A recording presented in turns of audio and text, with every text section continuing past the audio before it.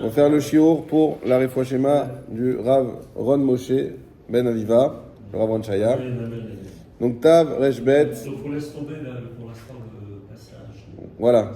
Je l'ai dit il y a 5 minutes, mais je répète pour tout le monde. J'ai vu hier le Rav Ilan Fitoussi de Natania, qui a marié et qui a fait un mariage, qui était le marieur. Et j'ai discuté avec lui. Et il me disait que le matin, il essaye, avec beaucoup de mal, à retenir 1 ou 2 personnes après la tfila pour faire 15 minutes de shiur, qu'il les emmène au café à prendre une viennoiserie. Voilà, il m'a dit, voilà, si j'arrive à prendre 1 ou 2 personnes, c'est quelque chose de grand. Et des fois, il y en a un qui s'intéresse et qui reste. C'était pour dire, quand je lui dis ce qu'on faisait ici, alors qu'il est à Natania, lui, ça qui est une choule énorme, à Kiryat Sharon, quand je dis ce qu'on fait ici, il était bouche bée. C'est l'idée quoi et David, il est témoin. Il a failli venir s'installer d'ailleurs en arrière. Il était à 2 doigts de... Voilà. Donc, faut se rendre compte que ce qu'on fait ici, c'est un miracle. Et on invite Ephraim, on invite Nadav, on invite ceux qui viennent pas tout le temps. Venez 1 fois par mois. Il n'y a pas un quart d'heure par mois. On commence, comme il dit le Rav Cherki, c'est avec un pas qu'on arrive à faire 1 kilomètre. Il faut commencer par un pas. Donc, on vient, même si c'est un quart d'heure, il ne faut pas se dire, je vais venir 10h30, c'est tard. Non, je viens une fois par semaine, 1 fois par mois. Peu importe. Je dis, voilà, le Rosh Chodesh, j'y vais. Et je reste 20 minutes. On peut dire, c'est rien, c'est pas grave. C'est ce qu'il dit le Rav Ron Shaya, en ce moment, il fait des shiurim, il faut les écouter parce qu'il a besoin de Refoua Shelema. Et chaque fois qu'on écoute un cours du Rav, ça donne dans les cieux de beaucoup de mérite. Il a dit à Kippour, on arrive et on prend des kabbalotes, on prend des bonnes résolutions. Bonnes résolutions. Et on arrive chaque année, je vais faire ci, je vais faire ça, je vais faire 2 heures d'études par jour, et je vais aller au minyan, et on prend des choses qui sont à 100 000 km de ce qu'on fait tous les jours. Et chaque année, alors ça tient des fois 1 jour, 2 jours, 1 semaine, 1 mois, 2 mois. Et après 2 mois, ça y est, on reprend notre quotidien, etc. Il a dit un secret, ça c'est bien, mais c'est pas ça qu'il faut faire, c'est pas ça l'essentiel du tout de Kippour. Qu'est-ce qui va nous ouvrir les portes du ciel à Kippour pour avoir toutes les brachot? C'est prendre des résolutions, faire 1 millimètre de plus que l'année dernière. Une toute petite résolution, mais sur laquelle on a une rigueur, on lâche pas. Une toute petite résolution, on va prendre sur soi, Baruch Haba, comme on disait, il n'y a pas d'engagement, 10 minutes, 1 quart d'heure, le temps que le Rav y fait, voilà. Une toute petite résolution, ça c'est l'essentiel des Kabbalot avant Kippour.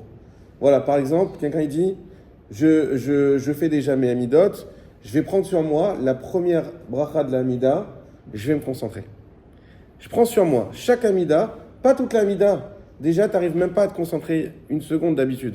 Dis pas que je vais faire toute l'Amida, tu vas te décourager, tu vas pas le faire, et dans 1 an, tu vas dire je suis revenu au même point. Non, dis la première bracha. En plus, d'après la halakha, si on n'est pas concentré dans la première bracha, en réalité, l'Amida n'est pas valable.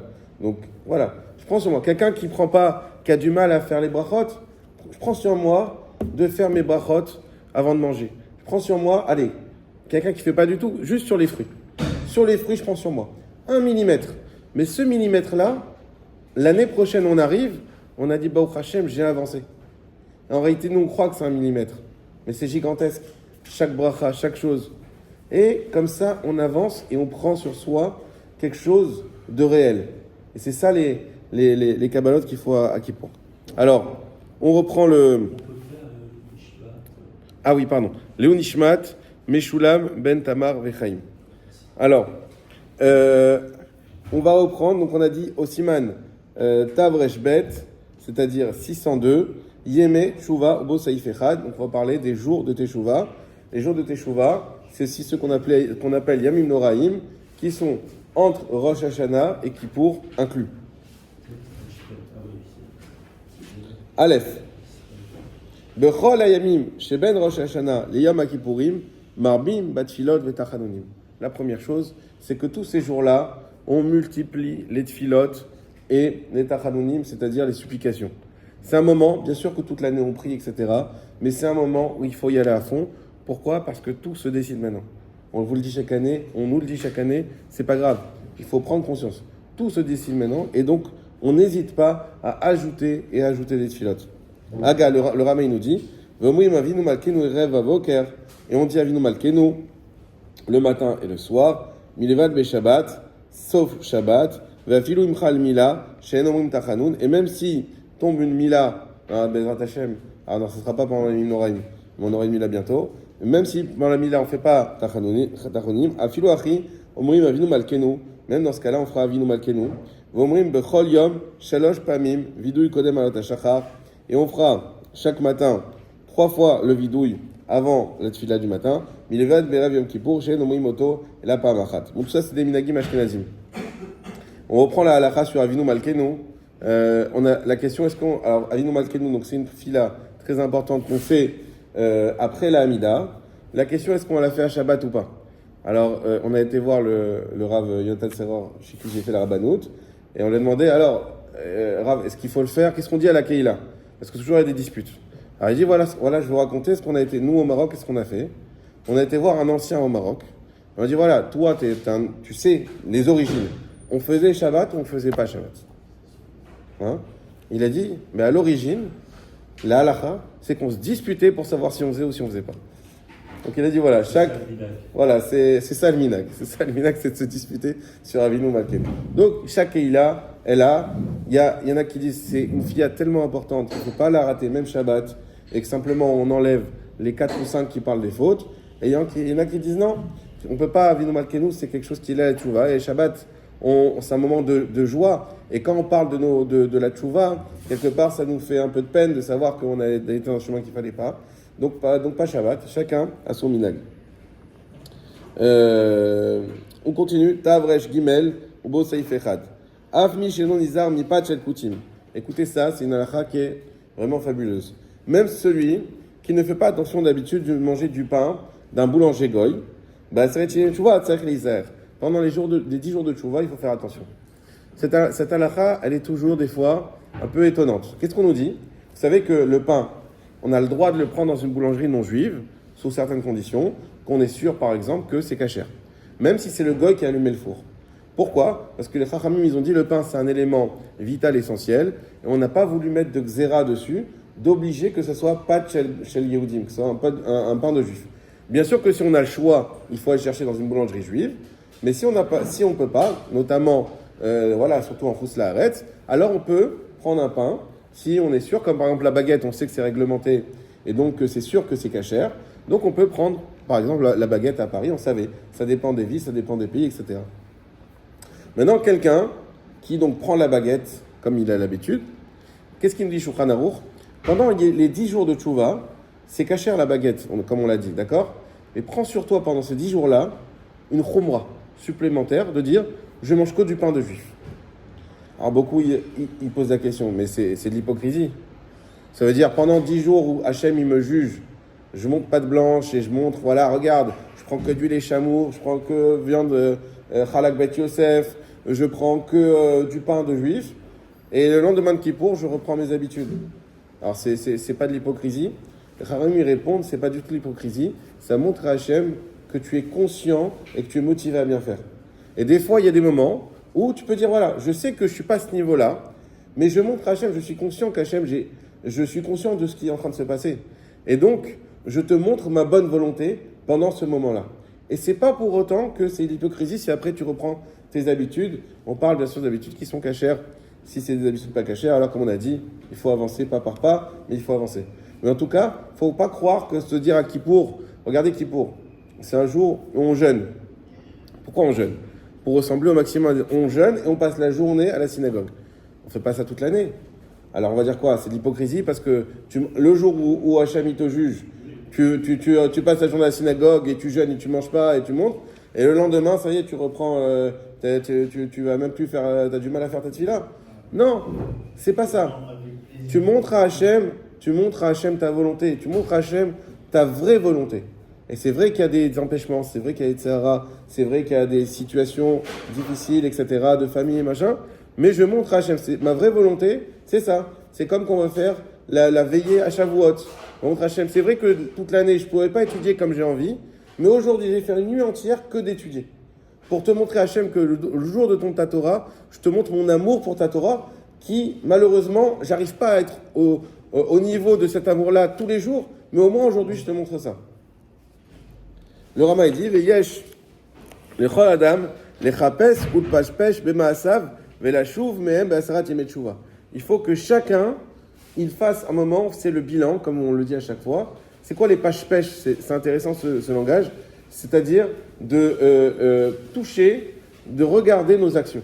De toucher nos actions. Ça veut dire que c'est pas juste penser comme ça, c'est prendre des moments pendant ces jours-là et vraiment de faire attention. Qu'est-ce qu'on a fait? Faire un bilan. Qu'est-ce que je dois améliorer? Quelles ont été mes pensées? Qu'est-ce que j'ai fait sur le plus difficile, c'est des actions où des fois on ne sait pas trop. J'ai fait ça, je ne sais pas si c'est vraiment bien. Moi, je l'ai fait en pensant faire bien, avec du recul. Est-ce que c'était vraiment bien? Est-ce que j'ai pas fait ça pour mon kavod? Et que j'ai pas fait ça pour ci ou pour ça? Et donc, mes pêche, mais ça on rentre vraiment dans les méandres de notre esprit pour trouver qu'est-ce qu'on a fait de bien, de mal, quelles intentions on a eues, etc. Et pour faire mieux, Bezrat Hashem. Ou c'est qu'Avera, c'est-à-dire yoter tchouva, mais Avera vadaït. Ça, c'est incroyable. Et lorsqu'on a un safek de Avera, c'est-à-dire qu'on a un doute si on a fait une Avera, il faut encore plus de tchouva qu'une Avera avérée, qu'un péché avéré. C'est bizarre. J'ai un doute. J'ai fait une Avera, pas une Avera, je sais pas trop. T'as un doute? Trouve encore plus que sur une Avera que t'es sûr. Pourquoi? Ki yoter mitraret keshiodea shasa mishono yodea. Lachen korban hasham taïlouy. Utsrach liot yoter beyoker mechatat. Parce que lorsque tu fais une vraie Avera, que tu ressens que c'est une Avera, que c'est pas bien, tu regrettes dans ton cœur beaucoup plus. Et comme tu regrettes, on va dire instinctivement, donc de toute manière, tu vas faire tes chouvas. Vous savez que le regret, c'est l'essentiel de la chouva. Donc tu as fait tes chouvas. Mais le problème, c'est quand tu as un doute, est-ce que tu as fait une Avera ou pas, tu n'as pas un vrai regret au fond de toi. Et comme tu n'as pas un vrai regret, donc il n'y a pas de chouva sur ça. Donc pour effacer et faire tes chouvas, il faut prendre encore plus sur soi à ce moment-là. Sur ces et comme il dit d'ailleurs, que le korban Hacham, il était plus important que le khatat. Le korban Hacham, c'est justement sur les avérotes de manière générale. Contrairement au khatat, qui était sur une avéra avérée. Le Mishnah Bura, il précise une chose. Il dit c'est bien que vous savez que les 10 jours de Tchouva, sur les 10 jours, il y a 2 jours de Rosh Hashanah et 1 jour de Kippour. Ça fait que sans Rosh Hashanah et Kippour, on a 7 jours de Tchouva. Il dit que chaque jour, donc ça fait une semaine, on fait Teshuvah sur tous les jours de la semaine correspondants. Le dimanche, sur tous les dimanches de l'année que j'ai passé. Par exemple, moi le dimanche, je me laissais un peu aller parce que c'est un peu les vacances en France, etc. J'allais pas forcément au Minyan alors que j'allais le reste de la semaine. Alors pendant les Teshuvah, je vais dire, ce dimanche, je prends sur moi, je vais aller au Minyan et je vais faire Teshuvah parce que tous les dimanches, par exemple le dimanche, par exemple le lundi, j'étais fatigué du travail, j'avais une étude ou quoi, mais j'y allais pas parce que le lundi, c'est un jour que j'aimais pas trop. Je prends sur moi le lundi. Et chaque jour, le mardi, il y en a, Dieu préserve, ils ont des rendez-vous. Tel jour, on va aller faire telle mauvaise chose, etc. On va en groupe, en tel endroit qu'il faut pas aller. Eh ben, je fais tchouva. Ce jour-là, samedi soir par exemple, je fais tchouva Motzei Shabbat. Ce Motzei Shabbat, je sors pas, je reste ou je vais aller étudier. Voilà, on fait chaque fois. Et c'est pour ça qu'on a au milieu le Shabbat tchouva. Les 10 jours, ils commencent la veille de Rosh Hashanah. Les 10 jours commencent Rosh Hashanah. Le jour même. Rosh Hashanah, c'est le premier jour des 10 jours. Yom Kippour, 10e jour des 10 jours. Voilà. Et donc, chaque jour de la semaine, Keneged, un jour de la semaine qui est passé, et Shabbat, évidemment, Shabbat Shuvah. Shabbat qu'on appelle Shuvah par rapport à Shuvah Israël à la Haftara, mais Teshuvah aussi, parce que c'est Teshuvah, Shabbat, on fait Teshuvah, sur tous les Shabbatot. Donc, ce Shabbat-là, même s'il y a des choses que je n'avais pas l'habitude de faire, par exemple, des fois, vous savez, l'histoire avec les papiers qui soient déjà déchirés, pas déjà déchirés. Alors, des fois, bon, c'est un peu compliqué, c'est à la rote, on n'a pas le temps. Eh bien, Shabbat Shuvah, je vais dire, voilà, je vais préparer des papiers pour les toilettes, pour s'essuyer, pour se moucher. Je prends sur moi ce Shabbat d'avoir tout qui est déjà déchiré. Comme ça, je prends sur moi. L'aluminium, vous savez, est-ce qu'on peut déchirer, pas déchirer, sans rentrer dans les trucs. Ce Shabbat, je prends sur moi, je déchire tout d'avance. On prend des petites choses. Ce Shabbat, je vais faire rentrer pas à la 18e minute. Je vais faire rentrer en avance, à l'heure du calendrier, comme il faut, de prendre les devants. Tout ça, voilà, on sait que c'est un Shabbat même c'est pas grave si les autres Shabbats on ne pourra pas le continuer, mais au moins ce Shabbat-là. On arrive sur les Ilchot Yom Kippourim, Seder Erev Yom Kippour, Ubo Bet Seifim. Donc le Seder de la veille de Yom Kippour. Mitzvah Le'echol Berev Yom Kippour ou l'Arbot Bisouda. On a l'habitude de manger la veille de Kippour, attention la veille de Kippour, c'est-à-dire le jour d'avant, ou l'Arbot Bisouda, et de faire beaucoup de Seudot. Alors je vous dis à l'oral pourquoi Mishnah Bora il développe. Il dit parce qu'il y a écrit vous jeûnerez le 9 et il y a écrit vous jeûnerez le 10. La Torah donne 2 dates au jour de Kippour. Alors on dit je comprends pas, c'est le 9 ou c'est le 10. 2 réponses de la Gemara. Première réponse, c'est à partir du 9. C'est-à-dire qu'on fait rentrer Kippour plus tôt. La mitzvah de Tosefet Shabbat, elle vient de ces psukim-là. Mitzvah Deoraita, les gens ne savent pas, c'est une mitzvah de la Torah très importante de faire rentrer Shabbat plus tôt. Combien c'est plus tôt? Même 10 secondes, ça s'appelle déjà plus tôt. D'accord? C'est pas obligé 20 minutes. Mais les Chachamim, ils en ont eu 18 minutes, comme vous savez, parce qu'on est toujours en retard. Mais plus tôt, ça s'appelle mitzvah Tosefet Shabbat, et ça pas simplement rentrer plus tôt, c'est aussi sortir plus tard. Tosefet Shabbat, elle vient de Kippour, on apprend de Kippour qui s'appelle Shabbat Shabbaton, et parce qu'il y a écrit Ba'erev dans Batishi, le 9e jour, comme c'est écrit le 9e jour, de là on apprend que Kippour, il doit commencer avant. Ça c'est première réponse, pourquoi on y écrit le 9 et le 10. Deuxième réponse, pourquoi c'est écrit le 9 et le 10? Parce qu'en réalité, il fallait jeûner 2 jours. Il aurait fallu jeûner 2 jours. Ce Akadosh Baruch Hu, il a dit, je ne vais pas faire jeûner mes enfants 2 jours, parce que Kippour savait que c'est 24 heures, enfin 25 même. Donc ça ferait 48 heures. C'est faisable, mais trop compliqué, on ne veut pas, c'est trop dur. Qu'est-ce qu'il a dit à Akadosh Baruch Hu? Il a dit le 9, je vais vous donner, au lieu d'avoir une mitzvah de jeûner, une mitzvah de manger.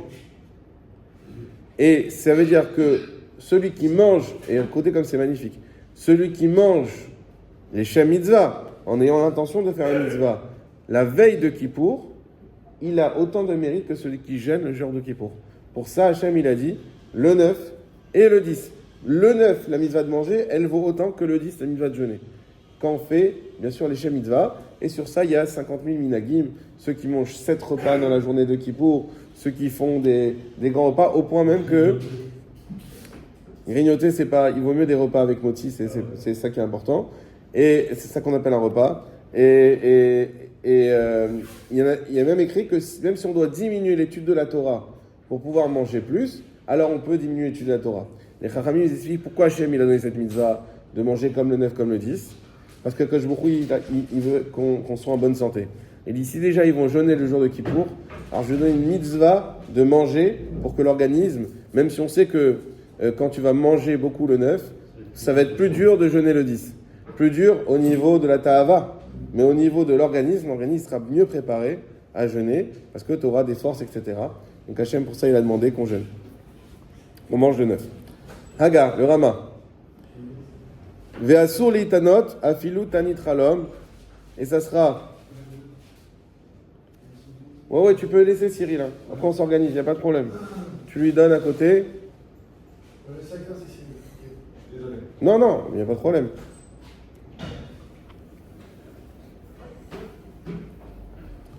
Vasur leitanot afilu tanit halom, et c'est interdit de jeûner la veille de Kippour, même tanit halom. C'est quoi tanit halom? C'est quand on fait un mauvais rêve. À l'époque, on l'a déjà expliqué une fois, je crois, mais à l'époque, ils n'avaient pas la télé, ils n'avaient pas tout ce qui va stimuler l'imagination plus que ça. Et donc, quand tu faisais un mauvais rêve, en général, on sait que le rêve, c'est une partie de la prophétie. C'est-à-dire qu'en rêve, on peut, comme la Neshama, elle monte au ciel, alors elle voit une partie de tout l'espace-temps sans limite, parce qu'il n'y a pas de temps quand on est au ciel. Et donc, on peut arriver, la Neshama, elle peut arriver avec des souvenirs. Et il se peut qu'on fasse un rêve, et que ce rêve-là, effectivement, ça y est, encore le Rav Ron Shaya, il avait raconté l'histoire de la femme, la femme d'un des enfants de Baba Saleh. J'ai oublié lequel. Et son mari, il était niftar. Et elle avait un cadre de lui à la maison. Et cette femme-là, elle était d'un niveau extraordinaire. Et elle avait une sorte de 6e sens comme ça. Et quand elle voulait parler à son mari, elle regardait le cadre et dit « J'aimerais bien te voir ce soir ». Et ça ne manquait pas, elle rêvait de lui. Tout le temps, elle rêvait de lui. Et un jour, elle rêve de lui. Et la plupart des personnes de son époque étaient déjà décédées. Elle lui dit, dis-moi, comment il va ton père, Baba Saleh? Il dit, Baruch Hashem, il va bien. Vous savez, il y a Rabbi David à Birsera, pas celui de Naria, celui d'avant qu'on appelle Ateret Rochenou, il dit, comment il va Rabbi David? Baruch Hashem, il va très bien. Et il dit, comment il va Rabbi Meir, Baba Meir? Baba Meir, c'est le fils de le père de Rabbi David à Birsera qui est là. Il dit, Baba Meir, on ne le voit pas, il est trop haut. On ne le voit pas. Donc, il faut savoir que le rêve, effectivement, pour ceux qui ont un esprit saint, aujourd'hui, c'est quelque chose de puissant. Et donc, le problème, c'est le mauvais rêve. Alors, la Gemara Brachot, elle parle, c'est très, très intéressant, passionnant, comment le rêve, en fonction de son interprétation, en fonction de à qui on le dit, il va avoir un impact dans la réalité. Et donc, c'est pour ça qu'on dit Chalom Tov, Chalom Shalom, dès que quelqu'un il raconte un rêve, parce que la Gemara dit, en fonction de celui qui lit la lettre, elle sera voilà. L'interprétation, elle a une très forte valeur sur le rêve. Mais malgré tout, la Gemara, elle donne quand même, tu rêves de si, voilà. Hein? Exactement.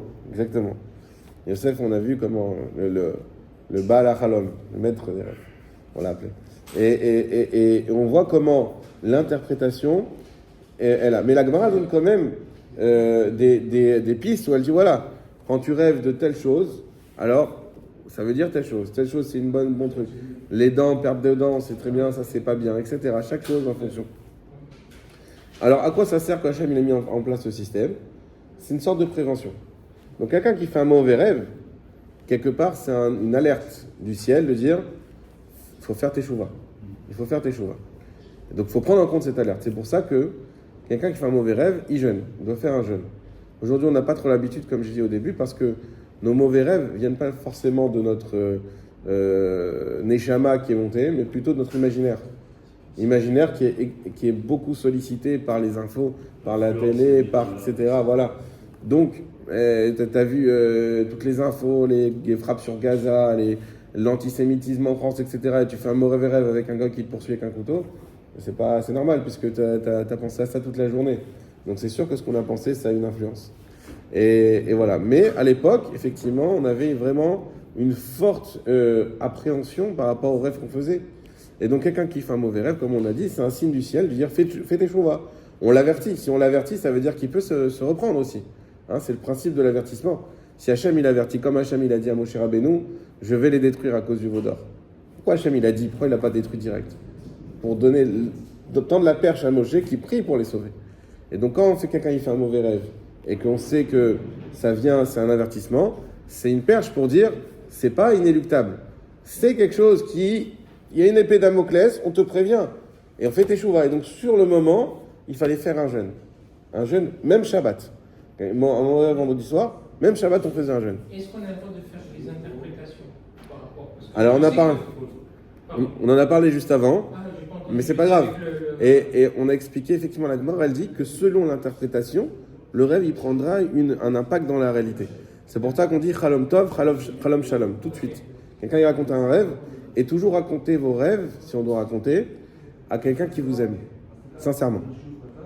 Pas... L'épouse ou l'épouse, en règle générale. Par exemple, ou les parents, ou les enfants, ou voilà, ou un frère, une sœur, un ami fidèle, un rave, quelqu'un qui vous aime. Pas quelqu'un, des fois, des amis, on s'aime, mais d'un côté, voilà. Donc, pas la belle-mère, voilà. Non. Comme on dit jamais le matin, mais... Dieu préserve, on essaye d'avoir la redoute, etc. Mais voilà, on sait jamais ce qui est... Voilà, donc en tout cas, donc, alors pourquoi on parle de ça? Parce que si on avait un rêve, si on a fait un mauvais rêve, comme on dit, même Shabbat, il faut faire le jeûne, mais la veille de Kippour, non. Même un mauvais rêve, on ne fait pas le jeûne. Pourquoi? Parce que tellement c'est une mitzvah de la Torah de manger.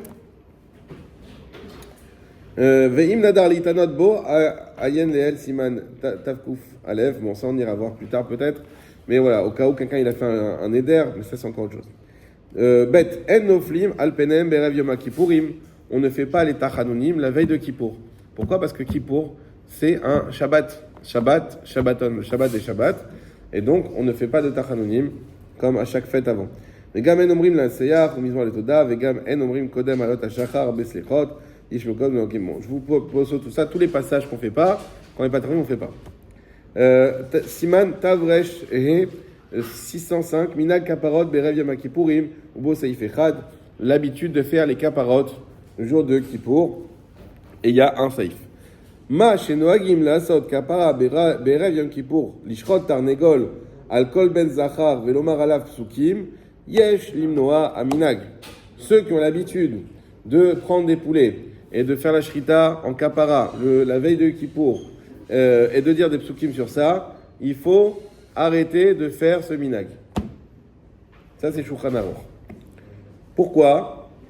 Le Shulchan Aruch, il dit, parce que, en réalité, c'est quelque chose qui a été repris par les idolâtres ensuite, et ça ressemble à une habitude idolâtre. Et il y en a d'ailleurs, ceux qui n'ont pas l'habitude, des fois, ils sont un peu choqués quand ils vont au kaparot.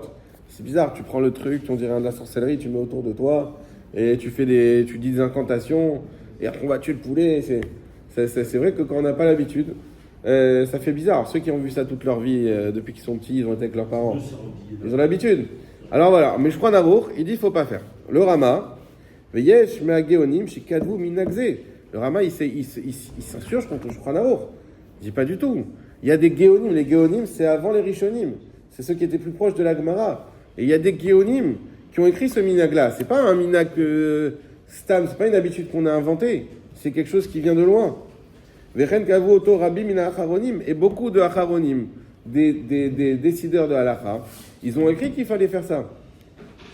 Vechen nagim bechol medinot elu.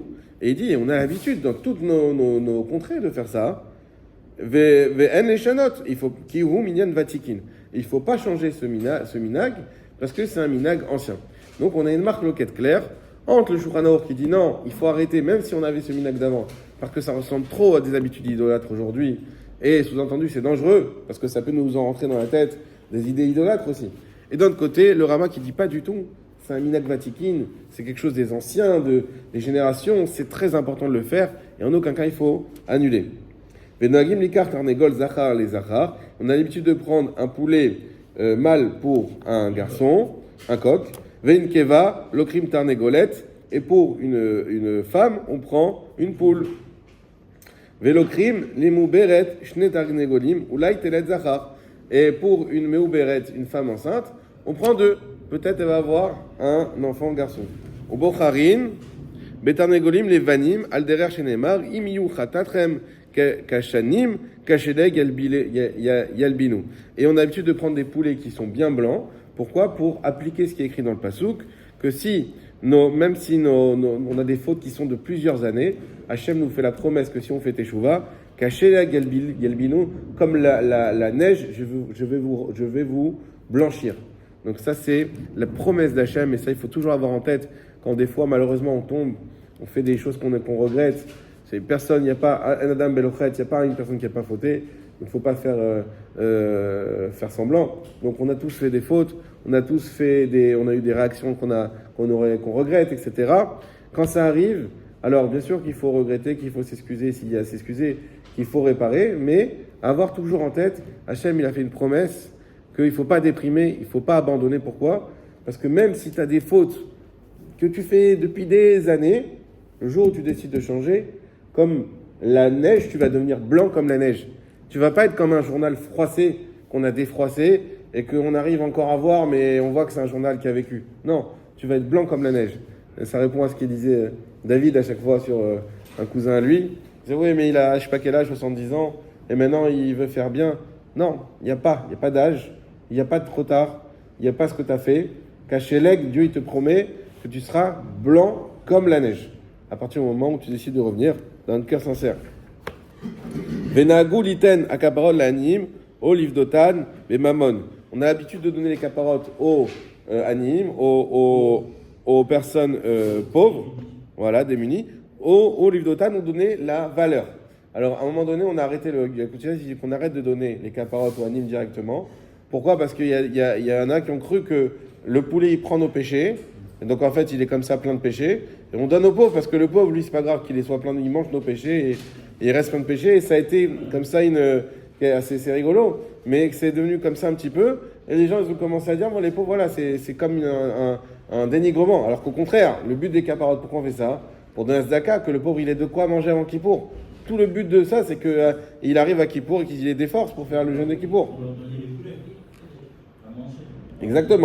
Exactement. Donc aujourd'hui, ce qu'ils font, soit ils donnent pas, en tout cas pas directement comme ça, soit quand il y a les caparotes, en tout cas, je sais pas comment c'est ici, j'ai jamais été, mais à Paris, en région parisienne, c'était dans un abattoir. Après, tu savais pas identifier quel poulet, quel truc, et ils donnaient carrément, ils faisaient pour les cantines, etc. Donc c'était quelque chose, voilà.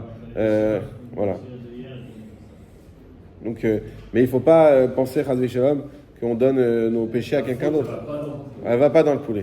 C'est en fait, on fait au poulet, comme il explique le Mishnah Bora, les quatre formes de mort, justement. Il y a Chenek, c'est quand l'étranglement, on va lui enlever, on va le jeter, vous savez, on le jette un moment, c'est la lapidation. On va le faire cuire, c'est le srefa. Voilà, donc il y a et la quatrième, c'est Skila, j'ai dit Skila, Chenek, srefa, Cherev. Voilà, l'épée chaude, l'épée rouge. C'est beau, ça, c'est mignon. Voilà. En tout cas, c'est pour dire que Dieu préserve, on aurait mérité. Alors, on prend conscience qu'on aurait mérité qu'Hachem, par sa gratitude et par sa miséricorde, il nous fait vivre chaque jour, il nous donne des cadeaux chaque matin, malgré notre faiblesse. La vérité, quand tu regardes ça comme ça fait un petit corban. Oui, Quelque part. ça ressemble à un petit corban. Mais il faut savoir que c'est pas un corban. Voilà. C'est pas un corban, mais le corban, tu le fais aller au Jari. Nachon, c'est pas un corban. Mais voilà, on mange, n'importe qui peut le manger, etc. Mais nachon. C'est vrai que ça ressemble, oui, c'est l'idée. C'est un peu l'idée. C'est l'idée. Voilà. En tout cas, soit ça, ou soit on donne, alors aujourd'hui, je sais pas si, en lisant la halakha, je me dis peut-être qu'on pourrait se renseigner s'il y a des caparotes dans le coin, si on peut organiser. Mais en tout cas, sinon, on fait avec l'argent. Avec de l'argent. Avec un billet. Voilà, on fait avec l'argent, avec la valeur d'un poulet. Et ensuite, on récolte, on donne généralement ces sous dans les synagogues, dans les Beth Midrashot. Et comme ça permet de faire des seudot, des choses comme ça. Mais voilà, et ça fait la capara. Avant, il y a un texte à dire Zé caparater, Zé khalifater, Zé akesef. Les dernières, c'est l'équivalent de 18 shekels, si je me trompe pas. Ouais. C'est pas 18 shekels. Non, c'est pas tunisien. Hein? Tout le monde, ouais. On peut faire avec un billet pour toute la famille. Non, faut faire par personne. Non, mais. C'est un billet. S'il y a la somme, oui. Il faut qu'il y ait la somme pour chacun. Tu peux pas faire 50 shekels pour toute la famille. Mais on n'a pas donné les chiffres. Hein. C'est 18 shekels, ça a été lancé, mais C'est pas forcément 18, voilà. c'est pas 18 ans. Voilà. Un poulet, c'est. On verra. On va faire. 40 shekels. Nous, on fait 260 ici. Mais hein? Ah, ok. Voilà, donc. C'est sur la valeur de l'argent. Voilà. Veyesh meokomot shenoagim leler al agvarot velarobot vizaka. Il y en a qui ont l'habitude aussi d'aller pèleriner et de multiplier la tzedaka avant Yom Kippour. Veminag yafé, c'est un beau minag. Exactement. La smir shrita kabod miyad lachar sherizru alav vesamach yadav al demut akorban vezorkin bene amehem al agagod be'ofasa makom sheofot echolim akachan milamon. Il dit comment on fait les trucs là-bas. Le Yakout Yosef, il ramène une chose aussi, faire attention. Les caparotes, on n'est pas obligé de la faire la veille de Kippour. C'était le minag de base. Mais à la base, c'était comment? C'était des shochatim qui bassaient dans les maisons. Ils avaient un petit village, ils faisaient pour le village. Sauf qu'aujourd'hui, on a des Baruch Hashem, c'est plus des villages, c'est des quartiers de juifs, il y a des milliers et des milliers de juifs. Et donc, tu prends un shochet qui doit faire des milliers de shrita en une nuit. Alors, même si c'est vrai qu'ils ne dorment pas de la nuit et qu'ils savent que c'est leur soirée, mais s'ils font trop vite, pas bien, à cause de ça, on a Dieu préserve avant Kippour, on fait des shrita pas cachères, on fait des poulets pas cachères. Donc il dit, il faut étaler sur la semaine des jours de Teshuvah, que les shochatim, ils aient le temps de faire une shrita comme il se doit, même si c'est rapide, mais il y a quand même une limite. De faire, hein?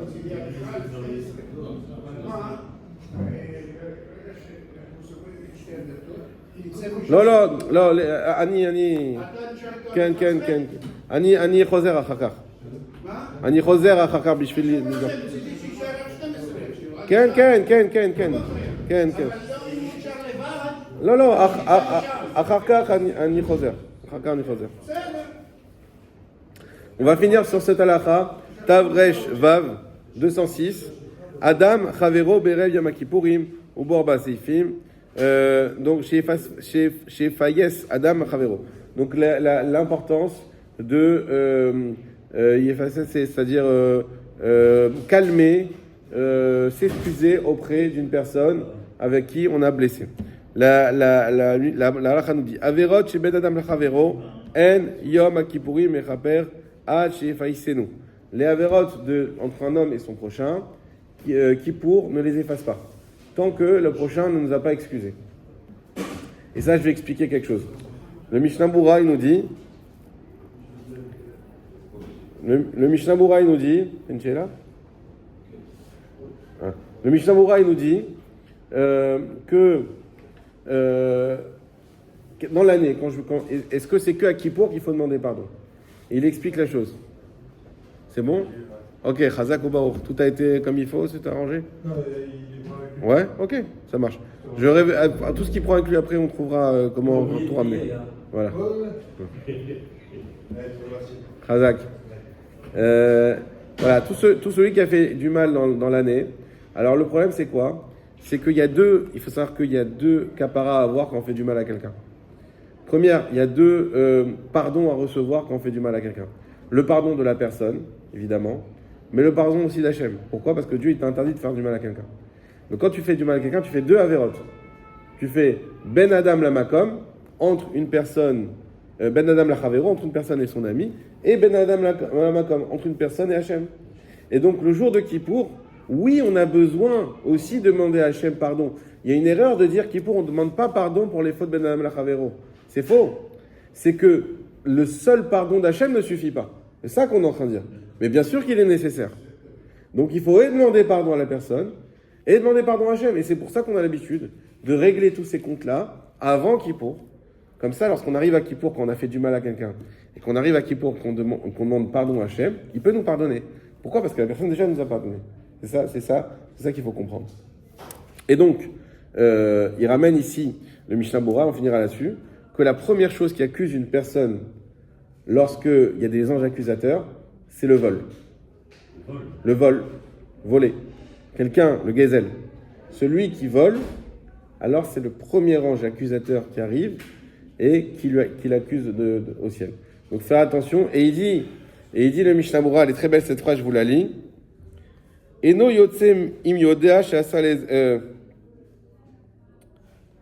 lo ismoch al orato ki yetzera yeshlo eteri marbe. Ne pas compter sur notre propre jugement parce que le yetzera il a beaucoup de permissions dans sa manche. Ça veut dire que nous des fois on se dit bon, j'ai pris cet argent-là, mais bon, c'est pas trop grave parce qu'il y a ça, et en fait il y a ça, et puis en plus il me devait. Des fois j'ai mon associé, qu'est-ce qu'il fait? Il y a des employés avec qui il y a des litiges sur les heures de travail. Il dit non mais moi je travaille plus. Il dit ouais mais tu t'es arrêté pendant une demi-heure, etc. Machin. Alors, qu'est-ce qu'il fait? Il me dit viens regarde, on coupe la paye de ce qui s'est arrêté. Lui, je vais pas rentrer dans une discussion avec lui, je sais qu'il a tort. Je coupe la paye, je lui dis pas et c'est tout. Il va pas s'en rendre compte. Je dis non mais tu peux pas faire ça. Bon là-bas c'est des goïms, donc de toute façon mais quand même tu peux pas faire ça parce que il faut affronter les personnes, il faut être honnête avec eux malgré tout. Je dis écoute, moi je suis pas d'accord, tu as été faire ça, ça et ça. Ça c'est pas, tu t'es arrêté, tu as été prendre une cigarette et un café pendant les heures de travail. Ça je te dis c'est pas tolérable, je te l'enlève et tu regardes droit dans les yeux et je t'ai enlevé tant d'argent. Il faut être droit. On va dire non mais, et on trouve des fois des terribles, non mais il a fait ci, il a fait ça, donc je peux lui enlever. Il m'a volé, donc je lui vole par derrière. Comme ça, on trouve le Yetzirah, il a beaucoup de hétérim à nous donner, de permissions pour justifier ces actes de vol. Et donc, il faut faire attention. Des fois, ceux qui rajoutent, il y a l'histoire des taxis qui, vous savez, ils ont des heures de nuit, des heures de jour, des heures de week-end, et qu'ils voyaient un touriste, et ils lui faisaient en pleine semaine, jour, week-end, soirée. Et il a été voir le Rav, à un moment, il a fait teshuva, il dit voilà, ça fait tant d'années, je fais ça, etc. Et je vais faire teshuva, mais je ne peux pas aller voir chaque client en rendre comment on va faire. Le Rav, il lui a dit tu évalues la somme et tu offres des livres au Beth Midrash. Ce sont des livres qui vont être utilisés par tout le monde. Et donc, ce que tu as pris au Tzibour, à la communauté, tu le rends à la communauté. Et peut-être que cette personne, elle profitera de ces livres. Tu ne sais pas, elle peut passer, etc. Et comme ça, mais il faut donc faire attention au Gezel, qui est quelque chose de très grave. Hazak ou Barour.